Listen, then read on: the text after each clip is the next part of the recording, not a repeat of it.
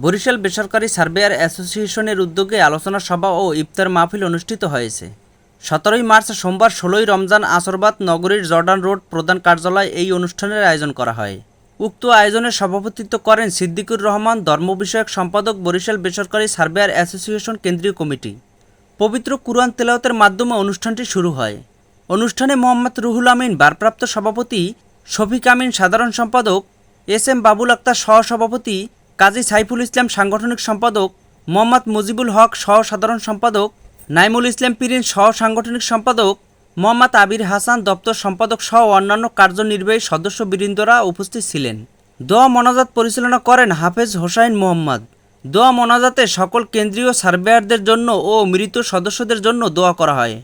অনুষ্ঠানের শুরুতে রমজানের আত্মশুদ্ধি, সংযম ও তাকওয়া অর্জনে মাহে রমজানের তাৎপর্য বিষয়ক আলোচনা ও সংগঠনের সাংগঠনিক ভবিষ্যৎ কর্ম পরিকল্পনা সম্পর্কে আলোচনা করা হয়।